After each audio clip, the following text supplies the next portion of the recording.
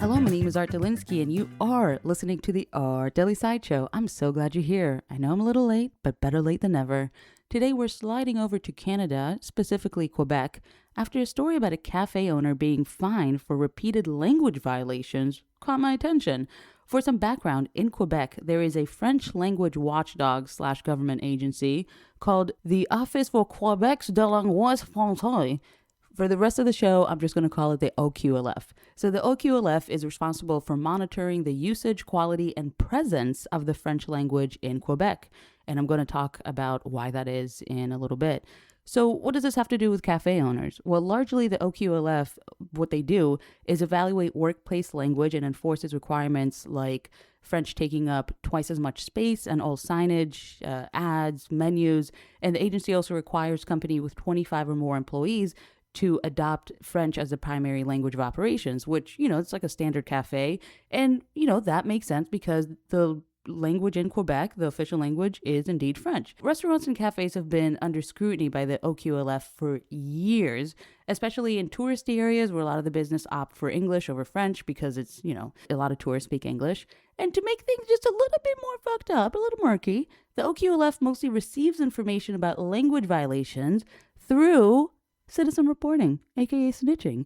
So that pretty much kind of leaves businesses and business owners without a lot of protections against pettiness, scorn former employees, workers, shitty people, crazy customers. I mean, you've worked in customer service. You've probably worked with people. You know how insane some of them can be. Imagine putting that much power into. Anyways, it just makes them innocent or guilty until proven innocent. And in my American mindset, it's kind of fucked up.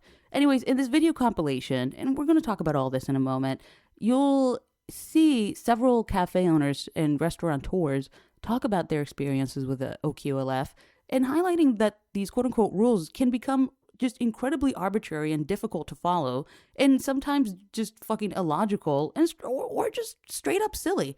So the first video that I'm going to share is from the one that actually piqued my interest around the subject, and it is about So Lit Cafe.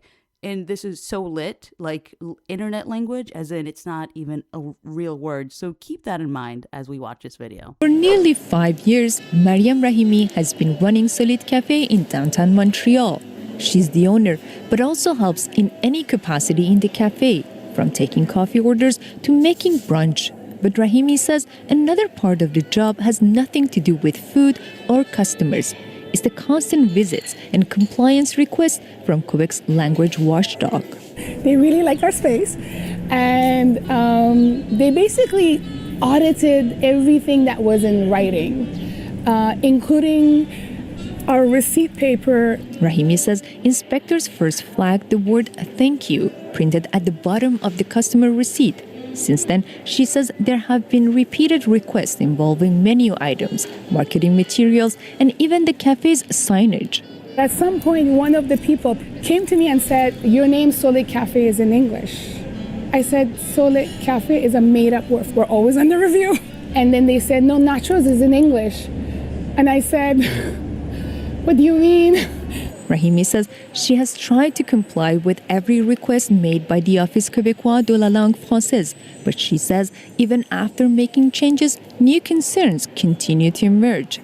She wants to know, is making changes to satisfy new OQLF requests just a permanent part of running her business? They pick on some things, and then they let it go, and then they pick on it and they let it go. She estimates the redesigns, printing costs, and legal consultations have cost her thousands of dollars over the years. So something that really stuck out to me is that you can really hear the frustration in her voice. Like, just when she's like, "I'll do what you want me to do, but I don't know what the French word for nachos is. Like, what the fuck are you talking about?" It's also unfortunate that she has had to spend thousands of dollars for signage. And I mean, again, So Lit Cafe, it's a fucking made up word. And it is really ridiculous. But it seems like Rahimi from So Lit Cafe in Quebec is really taking this like a champ, I have a couple other videos. This one is from a bakery who got a language violation because of their TikTok account. Like, this is just insanity. Let's go ahead and listen to them. First, we thought it was a prank, but it's actually a warning. Hi, how are you today? There's about 3,000 followers on Namajun Villerin's TikTok account. The posts are mostly funny ones about their sweets and famous lamajun, a flatbread topped with savory minced meat. Do you know what's in here? I don't care, don't tell me. Hanan didn't expect to receive a written notice from the province's French language watchdog because these publications are mostly in English. Obviously, we have emotions and feelings. We were kind of scared and stressed about the letter. So our first reaction was to post it on social media. The Lamajun team posted the OQLF letter over Instagram, mentioning they already have French content, that it was never their intention to make it less accessible, and that they didn't support that kind of nonsense. I think there is bigger problems than this right now in Quebec. Over a TikTok page, isn't that insanity?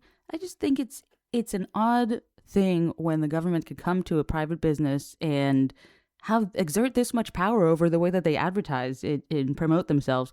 Although, again, I do want to stress that in a little bit, I'm going to go over why this arm of the government and this agency even exists in Quebec. I'm going to wrap up with one more video, and this one is actually the best one. This is a couple of years ago in Quebec, there was what they called Pasta Gate. And it might be what you're thinking, or maybe not. Let's go ahead and check it out.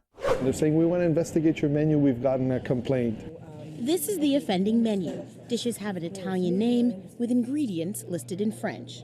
They're picking on the word polpette or bottiglia, and it's like, are we kidding? Now, pasta is a problem, but not pizza. The language watchdog couldn't think of a French translation for the word. The entire situation is hard for some to swallow. I think it's terrible. I think it's ridiculous. La langue française devrait s'occuper des choses plus importantes. The state should find other ways to protect French instead of bothering restaurants about the word pasta, he says. This is just another, ingredient in the everyday life of a Montrealer, where you're like, wow, when is this ever going to stop? The OQLF says they won't force anyone to change their menu for one word, but the rules for the rest of the menu are clear. The rule is that French must be equivalent, and if another language than French is predominant over French, then that is a case where we would go. Pastagate, as it's been dubbed online, has now made its way into the halls of the provincial parliament. Ça me surprend comme ça vous surprend. The language minister says she's surprised, but has faith in the OQLF. Opposition MNAs, however, couldn't resist digging in to the case. That's a question of judgment. My God, everybody in Quebec knows what pasta means. An Anglophone knows, a Francophone knows, and everybody knows it. And that's not an Italian word. It was a threat to our French language. Please. Again, you could hear the frustration in the restaurateur's, the business owner's voice, where he's like, dude, the way that this pasta is folded has this particular name. It's like, what the fuck are you talking about? So, and also I just thought it was very interesting that they could find a different word for pasta, but not for pizza. It's almost as though this whole thing is made up and fucking stupid. Anyways, these are just a couple of videos, and really I could go on and on and on. I found so many interesting videos, and I think I'm going to include a couple of the more funny ones, because again, this thing is completely absurd, and people in Canada, French speakers, English speakers, they can all see just kind of how silly it is. And for me, as someone who lives in America, this seems like insane government overreach, and in a way sowing a distrust in communities because you have citizen snitches. I don't think that's good for the community. And the overall misuse of funds and time, anti-freedom, anti-business, and all that jazz. And since Canada, like many places, is currently experiencing high levels of immigration that the country's ever seen in years, the concept of a French language police seems deeply xenophobic. There, I said it. But those were my first impressions. That's just my assumptions. And you know what they say about assumptions? It makes an ass out of you and me. So before I formulated a half-baked, triggered opinion, I applied the fence principle, a method of understanding why something is the way it is before seeking to change it, or in order to change it, if you know what I mean. And as you can see on the screen, the principle comes from a parable by G.K. Chesterton. Let us say, for the sake of simplicity, a fence or gate erected across a road. The more modern type of reformer gaily goes up to it and says, I don't see the use of this, let us clear it away. To which a more intelligent type of reformer will do well to answer, If you don't see the use of it, I certainly won't let you clear it away. Go away and think. Then when you come back to tell me that you do see the use of it, I may allow you to destroy it. Okay? In the most concise version, Chesterton's fence states the following: do not remove a fence until you know why it was put up in the first place. The lesson is what already exists likely serves purposes that are not immediately obvious. So I was honestly curious about the inception of the Office de Quebec la Langue Française, or the OQLF, aka the French Language Enforcement Watchdog, and the historical, political context in which it lives, in the word of Kamala Harris. I don't know what's wrong with you young people. You think you just fell out of a coconut tree? You exist in the context of all in which you live and what came before you. And honestly, what I learned was really fucking interesting and a perfect case study for how resistance can turn into oppression when a movement gains state power. It's about assimilation, it's a story about national identity, and other like pretty fucking timely things that we talk about and hear about in the news and online and stuff all the time. So I think it's going to be a pretty interesting topic.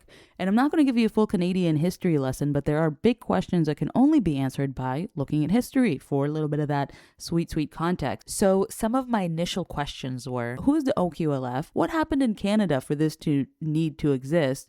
When did all of this start? And most importantly, why the fuck is French so important to preserve in Canada when France exists? They're talking French there all the time.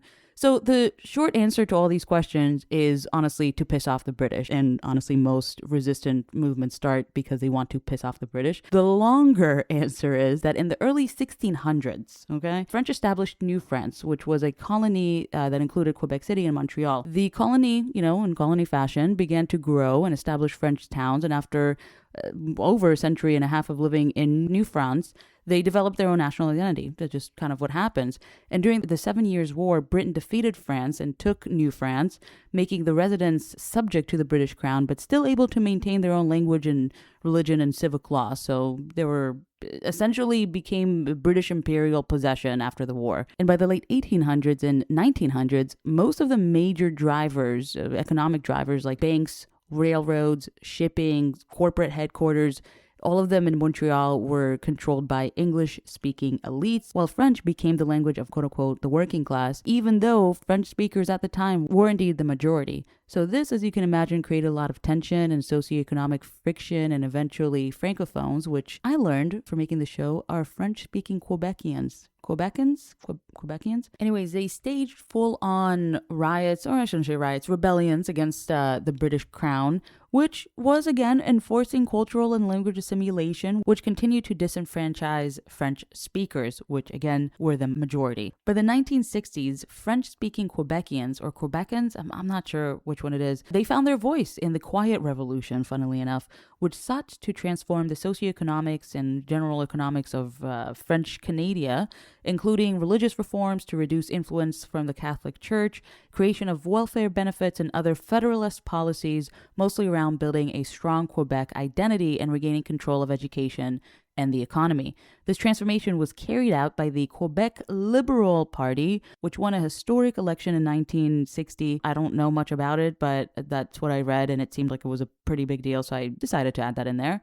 And the French symbol for that revolution was pretty much French. So by the 70s, the revolution was on full-on display, including separatist groups, which, oh my God, so freaking interesting. Quebec has a really interesting history. And by 1976, the sovereignist Socialist Democrat political party called Parti Quebec, led by the former Liberal Party cabinet minister, they won a majority in the Quebec election, and they created this legislation because they had full control over the National Assembly. Bill 101, aka the Charter for the French Language, which gave birth to the Office of Quebec's la Langue Française, aka OQLF. So in the 70s and late 70s, this bill, Bill 101, was mostly about really just like integrating French into businesses, education, and government. So it was the state institutions, it became the national language. Public servants had the right to be communicated in French. And at this point now, as we've seen from shop owners and stuff, you are forced to speak French, so you have to. And also, funnily enough, if you're Indigenous, you don't have to speak French, which I think is just so fucking funny. Like, I know this episode is about French and Quebec, but also I think that we need to remember that the French didn't necessarily find what we call modern-day Quebec. There were plenty of people who were there beforehand and didn't really get the same ability to have a structured rebellion like the French / Francophones had the opportunity to do. You have the Métis people, the Inuits, and I'm so sorry if I'm mispronouncing any of these, Cree, the Huron, Mohawk, Innis, Nasakapi tribes that were there long, long ago. So I'd really hate to have this conversation without pointing that out. The gap between wanting to preserve a colonialist language as a form of anti-colonialism by the offsprings of settlers who committed genocides against the indigenous people of what we call now Quebec. So just like the irony is there. I just wanted to make sure that I pointed that out. But I think this is ripe grounds for conversation about national identity and assimilation. French-speaking Quebecers or Francophones have a history of economic subordinations to Anglophones, English speakers. I get that. So I really do understand where all of this comes from, where all of this smoke comes from. And either way you look at it, the government at the time in the 70s clearly understood that from their history, that business can be a massive driver for cultural change. So with all this in context and all this in mind, I wonder if we have a better understanding of the intention behind these French language laws. And I think that it can help us lend a different perspective to the earlier videos that we saw. Personally, I don't think it negates anything about the way that I view the OQLF, which again, fuck me, I don't even live there, right? It's just my fucking American opinion.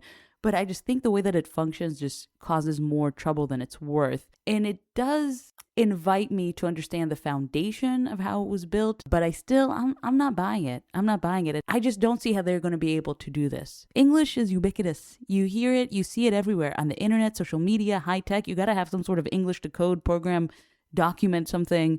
You have science, like historically Hollywood has had intense global influence as far as exporting English, although shout out Bollywood. My point is English doesn't have to be your native language, but English is pretty much omnipresent. It's global, including in Canada. You know what I mean? And there's a lot of fascinating work being done around reforming the OQLF in order to unite Anglophones and Anglophones and Francophones while also respecting the coconut tree from which we all fell from.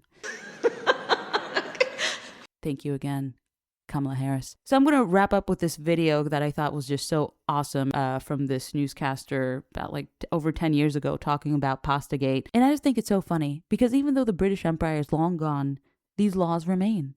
Decades later, you have coffee owners in Quebec facing fines for calling nachos nachos and pasta pasta and calamari calamari. And this reminds me of this Faulkner quote that I really keep close to my heart a lot. I think about this pretty often, and it goes, "The past is never dead. It's not even the past. All of us labor in webs spun long before we were born." Anyways, my name is Art Delinsky. Thank you so much for listening to me. I've been talking about the OQLF in Quebec, the language police, the French language police. And I think, again, it's a perfect case study for looking at what happens when a movement that is meant to resist domination gains the power to enforce its resistance through state violence. If you have any questions, comments, concerns, please hit me up on the Art Deli Sideshow Instagram page. I'll be back sooner than later. Okay, love you. Bye. And so it's time for some Canadian common sense. Yes, the story broke in Montreal, home of the hideous and notorious OQLF, an acronym that stands roughly for the Office of Quebec's French Language, and known far and wide by names like the Language Police or the Tongue Troopers. And the troopers only need one person to complain about someone who may be in violation of that thicket of French language legislation in Quebec. And then they can be sent in. The troopers can be sent in to inspect the individual or business now under this dark cloud of suspicion. Well, an inspector was sent in to a very popular Italian eatery in Montreal called Buonanotte, which, by the way, means good night. And many people from all over the world have been to Buonanotte, and all to the best of my knowledge have had a very good night. Except for one tongue trooper, not pleased with the P word on the menu, pasta. A letter was issued to the owner of the restaurant, ordering him to change the word from pasta to the French, pâté alimentaire. Now, you might be asking whether anyone in Quebec, French, English, German, Chinese, East Indian, Haitian, Puerto Rican, whether anyone in Quebec calls pasta anything other than pasta. And the correct answer is only one: the idiotic tongue trooper. The word pasta is not a threat to the French language in Quebec. And so when the news broke that pasta was verboten, that's German, by the way, for forbidden, verboten on the menu of an Italian restaurant, it wasn't just Italians complaining, as you can imagine. Francophones were filling social media, filling the talk shows with various shades of negative emotion. The story was carried around the world, including countries like Italy and France. And of course, the reaction was one of laughter. Quebec was being laughed at because Quebec was humiliating itself. It was not the federal government humiliating Quebec. It wasn't the dreaded ethnics and the money, to use the language of the sorest loser we ever saw in our lives, separatist Premier Parizeau after losing a referendum by a whisker. No, it wasn't the non-pure, non-pur-lain Québécois humiliating Quebec. It was the government of Quebec that was becoming a magnet for mockery. And so, the office in charge of protecting and defending the integrity of the French language, as spoken by Québécois, did a U-turn, and they told the Bunanote restaurant that they were now permitted to use the word pasta on the menu instead of pâté alimentaire. And they, the office of the language police, they put the blame for this entire debacle on one tongue trooper, saying he had acted in an overly zealous manner. Translation, his heart, le cœur, his heart was in the right place. He was just trying to do the right thing. Now, of course, the right thing to do would be to arrest the language police, to put a padlock on this office forever, in my not humble opinion.